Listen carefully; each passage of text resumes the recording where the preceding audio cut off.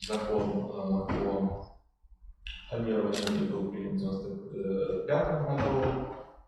Вторая версия чисто закон планирования в 2002 году и было выделено 3 уровня, на которых проводится пространственное планирование. Это национальный уровень. What is the difference between the state and country level? State is national level. Государственный level. Это not all territory of Estonia. And county is rayon. Okay. Yeah. We have 15 counties. То есть национальный уровень, районный уровень и муниципальный уровень. 3 уровня, да.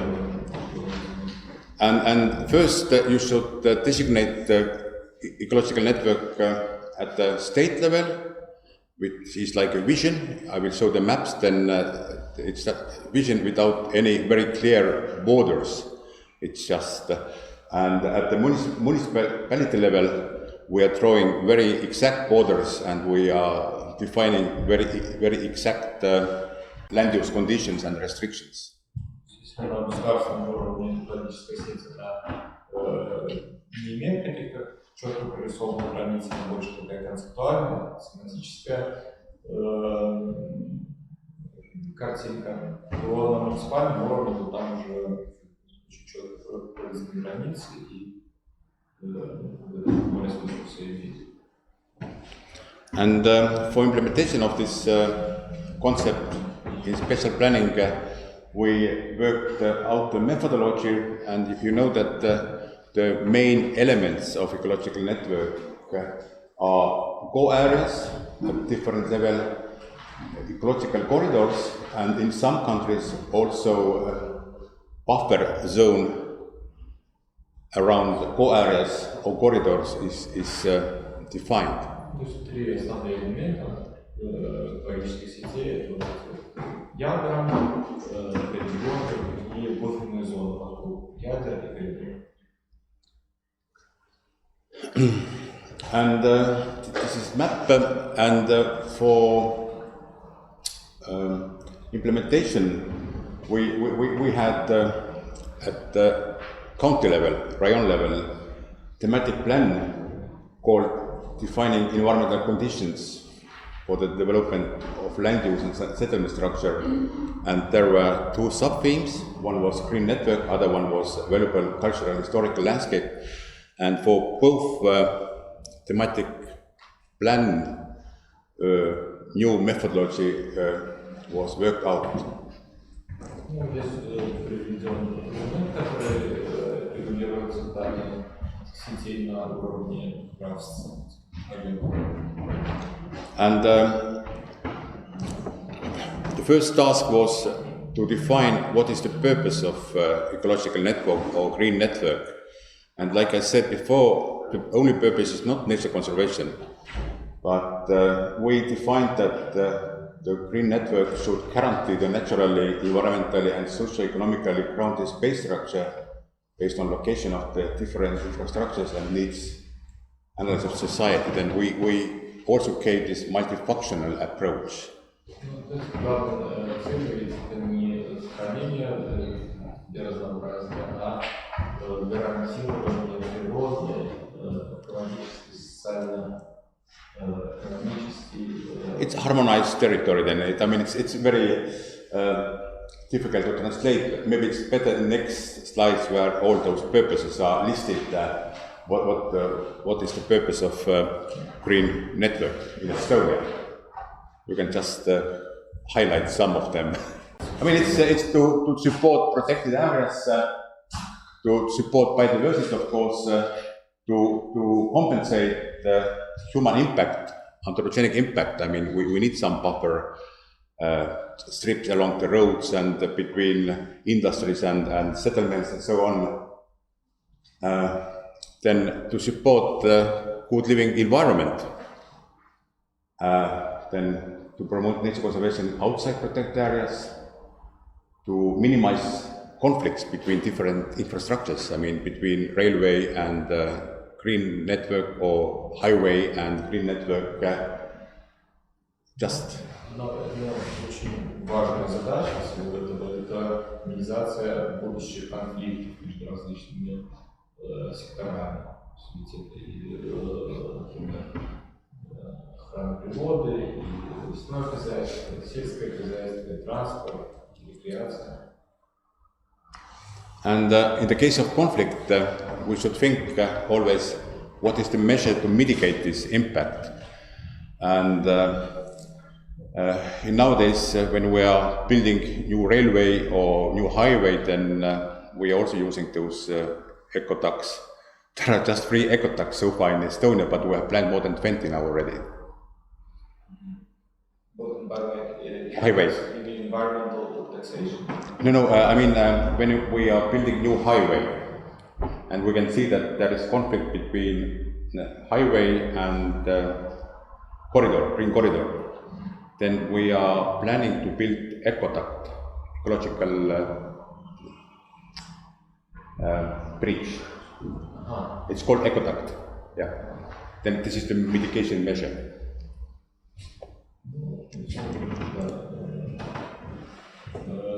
Один из примеров того, как можно минимизировать эти конфликты, это уже на этапе проектирования учесть, что вот здесь надо транспортную положить какую-то инфраструктуру, но если в том же месте проходит какой-то экологический коридор, вы строите этот какой-то элемент зеленой инфраструктуры, типа вот мост, для того, чтобы млекопитающие и земноводные могли передвигаться. But what is the term in Russian, ecoduct? Зеленый мост. Zelený most. And then we worked out the methodology and I mean, what are the criteria, on what basis you can designate the core area or you can designate the corridor. And we used 2 types of criteria.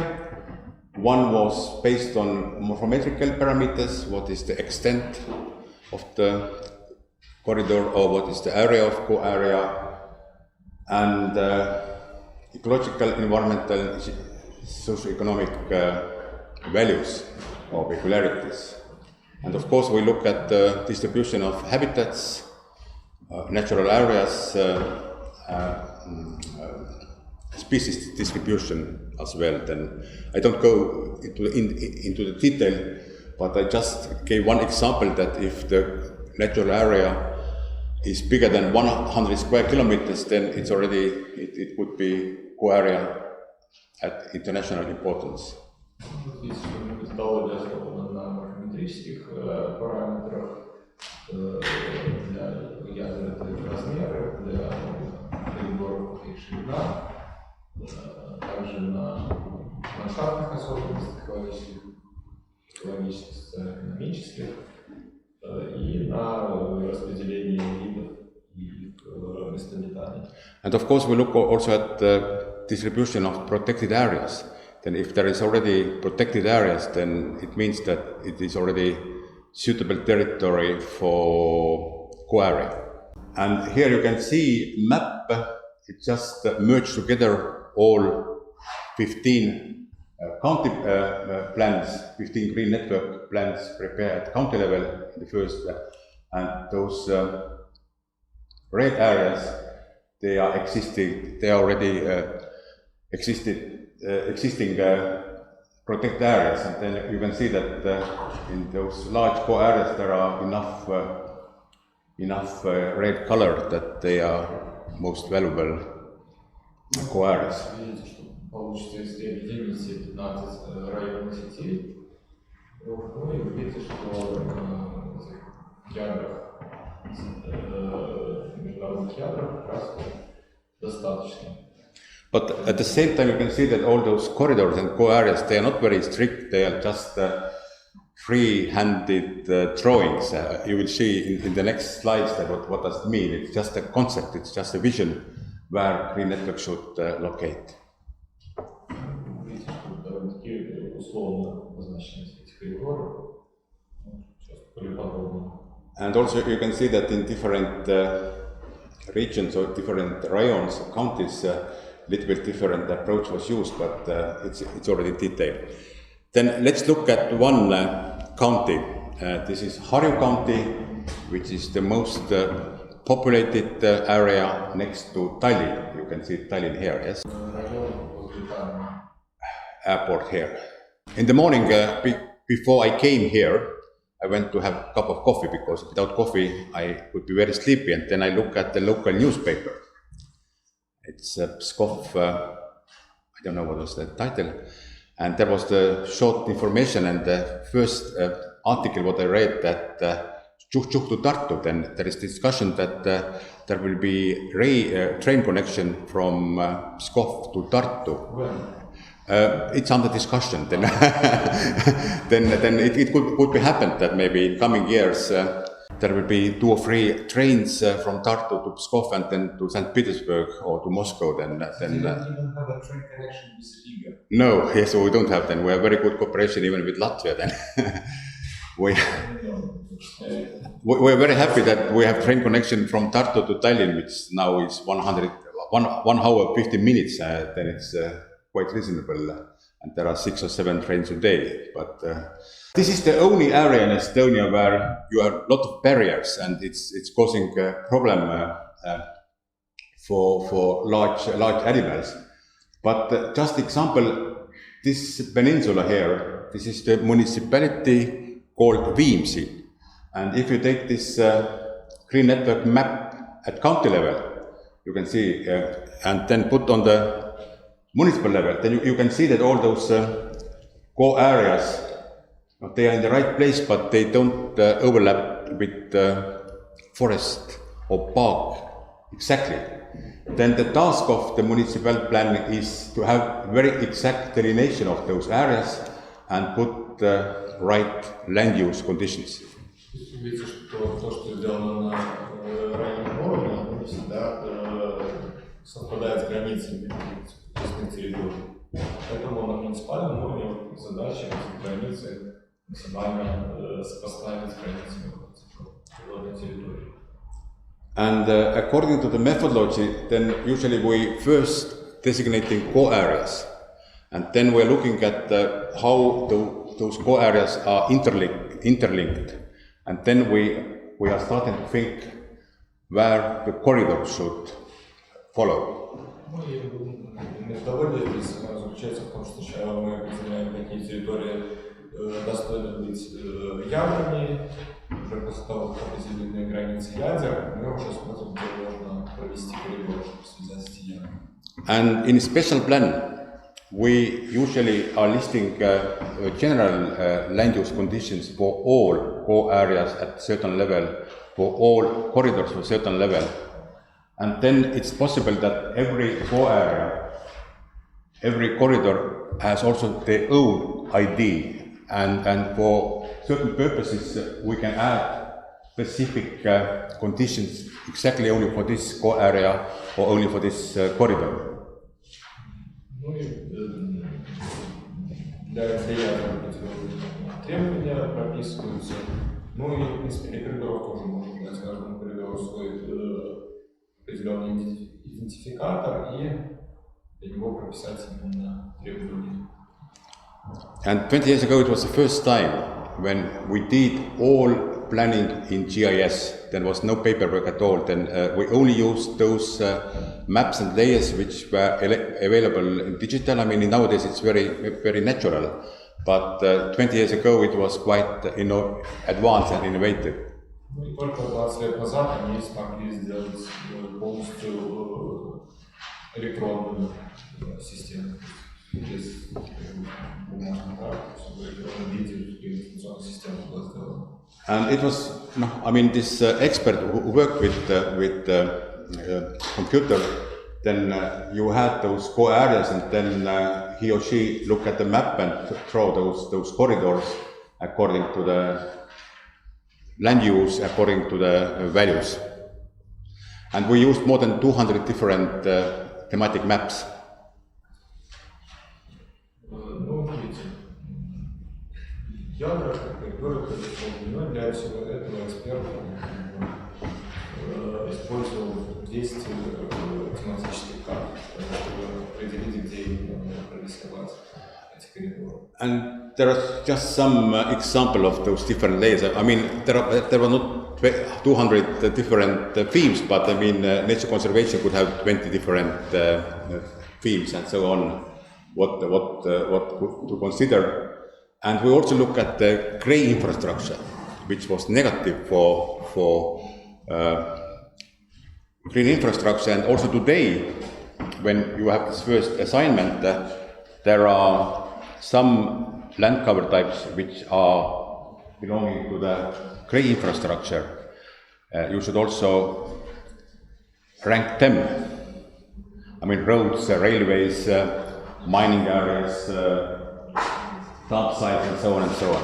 Важны очень тематические слои для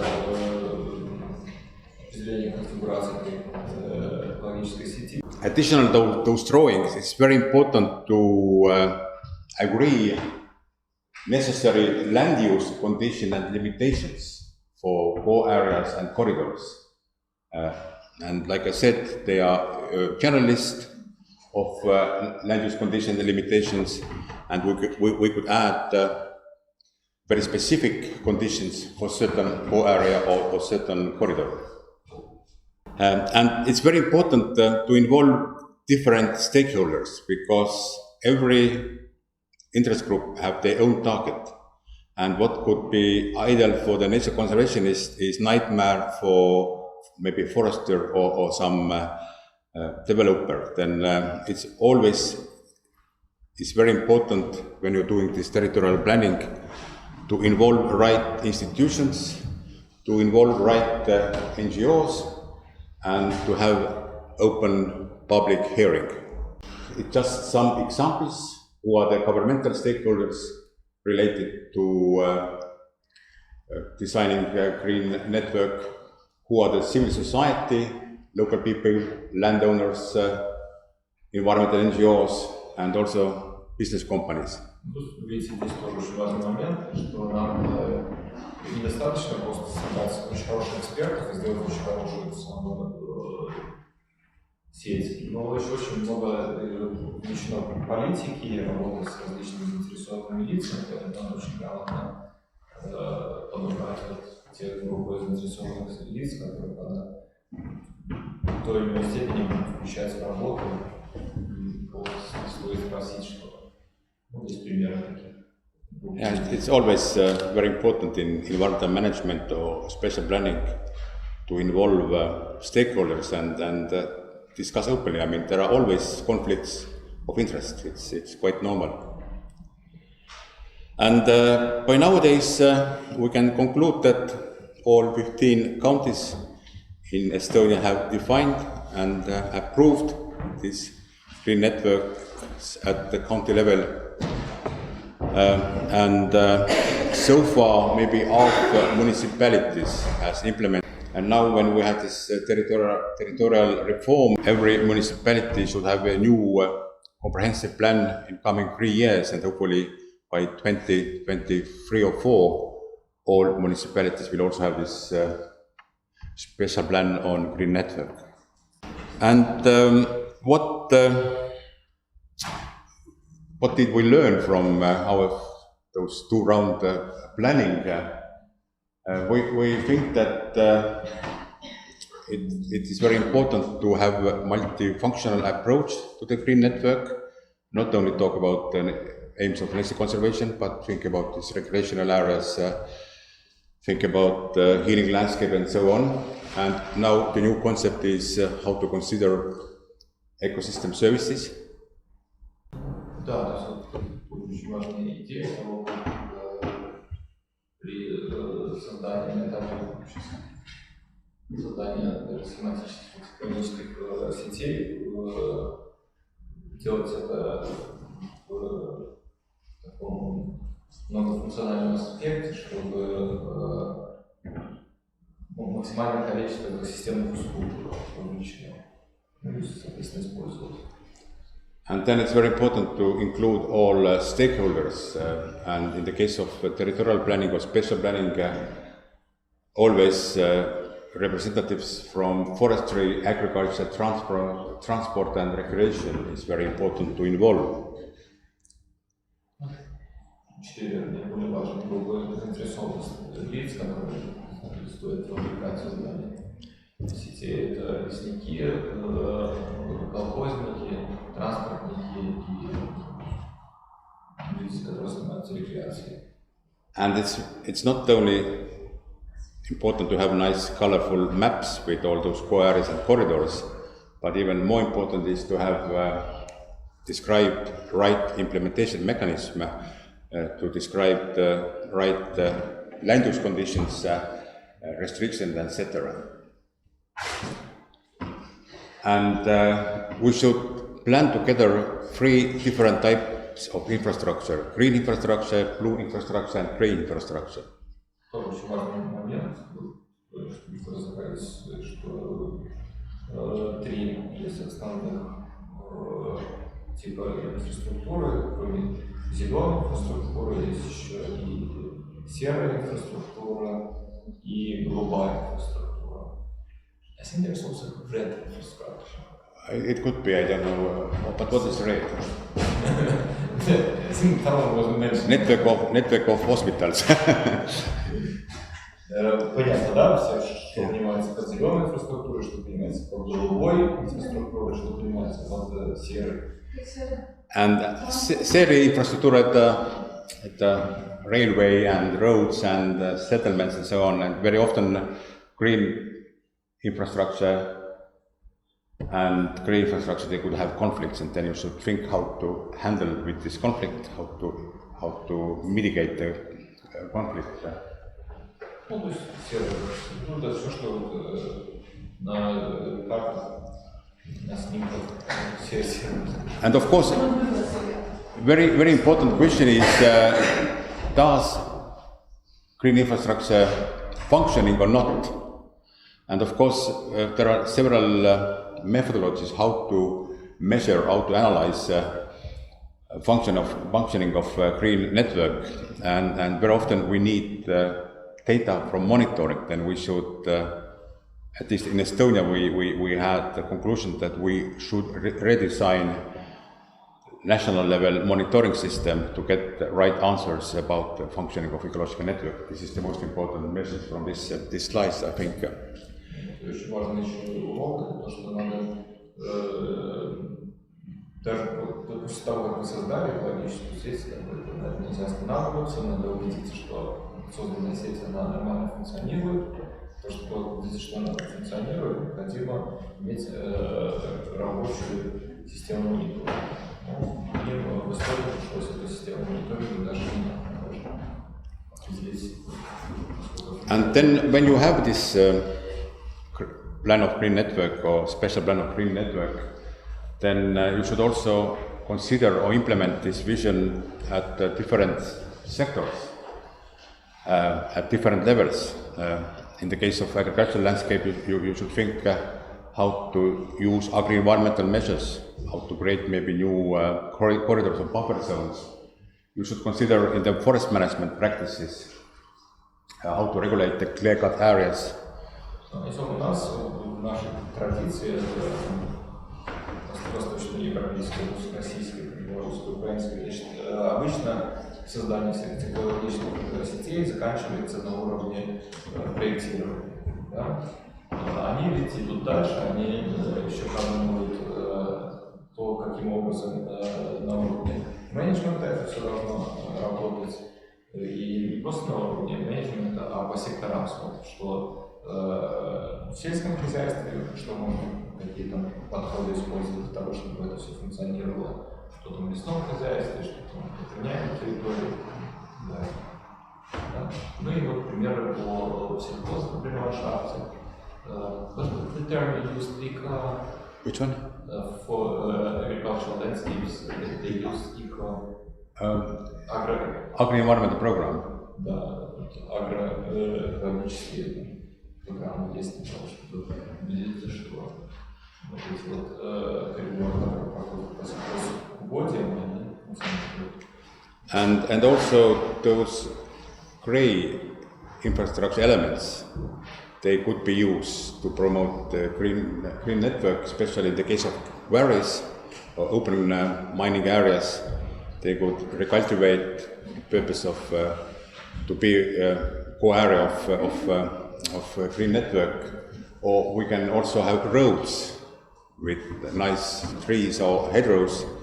If you have opportunity to travel to China, then practically all Chinese highways they are hundreds of meters in wide, and in every highway is surrounded by the green forest strip. Then there is highway as a green corridor, as a grey corridor, and along the highway there is a green corridor. А также нельзя пренебрегать элементами серой инфраструктуры. Вы видите, карьеры можно очень хорошо использовать для технологической сети. Также можно использовать дороги. Например, в Китае очень широко используется, идет серый коридор, и вдоль него, как правило, есть слева-справа зеленый коридор. And it's very important to remember that green infrastructure and green network has hierarchical structure. At the planning level, there are usually 3-4 levels in different countries. But if you look to one urban area, then you can go down to the site level, that your garden or your discharge is the unit, and you can think at different level how to promote biodiversity or how to promote ecological network. And if you look at the city level green network, then we can consider main rivers, watercourses, parks, historical sites, and so on. At the local green infrastructure level, again, public parks, watercourses, and if you look at the site level, we are talking about domestic gardens. It's very important what kind of gardens do you have, how many species are there, wood path, green roofs, allotments, and so on. Then it's very important to there are different levels. At every level is their own building stones, and you can have different management structure decisions how to support the ecological network at different levels. Полезная вещь, что помнится о том, что эта вся зеленая инфраструктура была иерархична, и на каждом иерархическом уровне какие-то свои структурные блоки, и каждый там свой подход нужен. And I think the one practical work in future, it's also linked to the nature-based solutions, that how to promote green infrastructure at site level. If you are the garden owner or private house owner, that how to support biodiversity.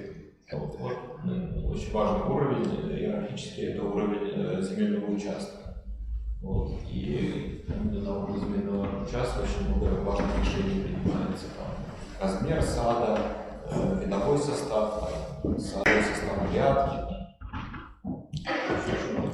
And in Estonia there is a group of people who are promoting every man biodiversity or everyone biodiversity, that just propagating what you should do in your own garden, that don't mow the grass every week, just maybe 2 or 3 times a year, bring natural flowers, not the flowers from the Dutch companies, and so on and so on. Then there are many decisions could be made at your personal level. Вот, и на этом уровне хозяина земельного участка принимаются такие решения, например, как чистота покоски газонов, как самое использование не голландских цветочков, а там, выращенных у себя, там, у соседей. Вот. Как бы эти вещи очень важно продумывать. And a couple of slides about this European concept of green infrastructure, and this is very directly linked to the your previous course on nature-based solutions, what you had in December. And the same like with, in the case of ecological network, if you look this strategy on green infrastructure of Europe, there are same reasons why do we need green infrastructure, that the loss of connectivity cause serious threat to biodiversity. Living environment is the quality of living environment is not good anymore, and we are facing many threats to climate change, that we have more and more heavy rains, storms, and we can use green infrastructure to mitigate the impact from the climate change. And if you could implement urban green infrastructure in right way, then you could be sure that you will reduce many risks like floods, erosion, stormwater runoff. You can support biodiversity and so on. Then you can use those vegetation fields or green roofs or green parking areas. You can just shortly summarize. Развитие этой зеленой инфраструктуры, она помогает не только для связанности, создания путей для перемещения каких-то видов, но она также помогает для борьбы целого ряда негативных воздействий, таких как затопление, эрозия, наводнение, передвижение загрязняющих веществ с дождевой водой, а также помогает развитию неправительственных организаций, civil society organization. То есть для поддержки общественности очень полезно. Они, то есть, при создании зеленой инфраструктуры общественность начинает контактировать, соответственно, увеличить социальный капитал. And very often it's so that you should have some, at least if there are 2 or 3 students listening, it's enough always. Even if there is 1 student in your classroom, then I'm happy to give a lecture. And I can also learn Russian, then it's a benefit to me also. Several European capitals, they took this concept very seriously, and one of the best examples is Copenhagen. Copenhagen had enormous flood in 2007. Practically 1/3 of the town was flooded. And for example, a couple of years ago in 2014, they issued the regulation at Copenhagen at the city level that every new public building should have a green roof. Ну и вот крупные европейские города очень серьезно, они здесь к этому всему один из лидеров в этом деле это Копенгаген, который очень сильно пострадал в 2007 году от наводнения. Вот. Ну и теперь с 2015 года ввели такое требование, что каждое, ну, скажем так, государственное здание, проект инфраструктурный, они должны иметь зеленую инфраструктуру, а в частности зеленую крышу. Вот. Ну, соответственно, законодательно введено. And it's really, if you're walking in these new buildings, then it's difficult to understand, are you in the park or it's easy to floor number 2 or 3, then it's just a green environment.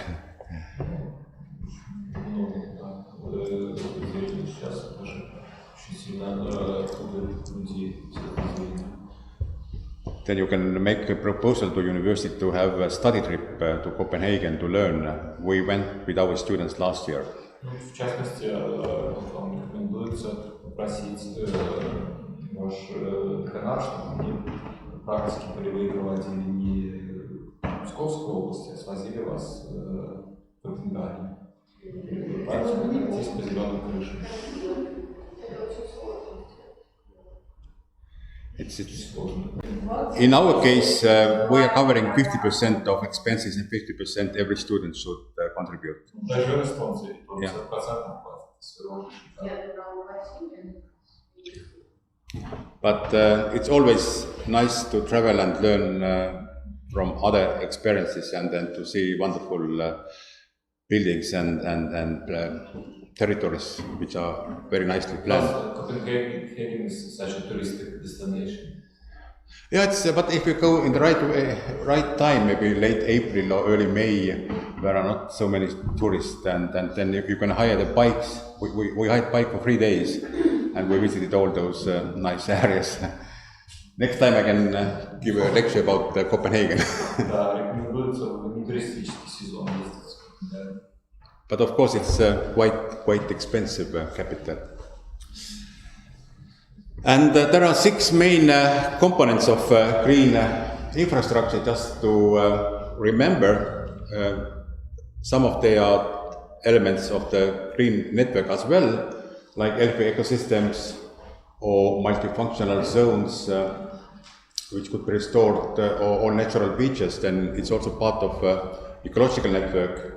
But additionally to the natural and semi-natural ecosystems, we are talking about artificial features and urban elements, artificial features like ecoducts, eco-bridges, permeable soil covers, and so on and so on.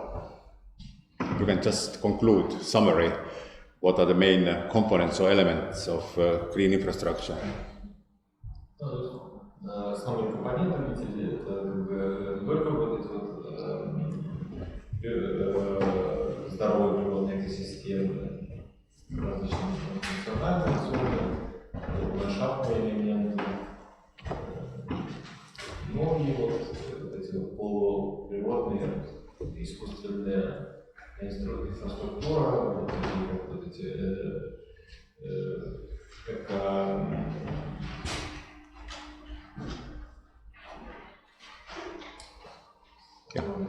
Eco-bridge, eco. Ecoduki. No, Silioni. There is aqueduct, so basically then. Aqueduct is for the water, the running water. But I mean, just green walls or green channels, and so on and so on. Ecoduki и мосты и такая вещь. And again, European Commission is emphasizing importance of hierarchy, that there are certain decisions what could be made at the European level, or in the case of Russia, at the federal level, and there are certain decisions what could be made at the municipal level or at the city level, or you can make some decision at your private level. Решения про зеленую структуру ведь они делаются на европейском уровне, некотором национальном, межрегиональном, региональном и на местном. And we are currently supporting green thinking and green infrastructure at university, and as part of communication and education, which could be at the level of one university, or it could be also part of national level. Да, даже на уровне университета многие решения принимать. And also one thing is very important, just the example from EU, that there are also in Russian Federation, that there are so many different legal acts, strategies on different sectors, and green infrastructure is related many of them. Just to name 2 main directives for nature conservation in Europe, Habitat Directive and Bird Directive. In Russia, you have Emeralds Network, for example. It's related directly to the water issues, to climate change, to environmental impact assessment, the new draft soil directive. Then it's really a very complex approach. Структура связана с целым рядом европейских директив, которые существуют. ключевое, создается дальше, почву And last slide, I think we have still a couple of minutes time. About what is going on.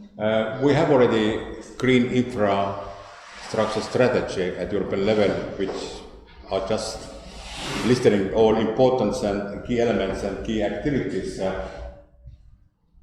And we need more research, definitely, to support, and we need to implement this green infrastructure approach into the special planning at different level.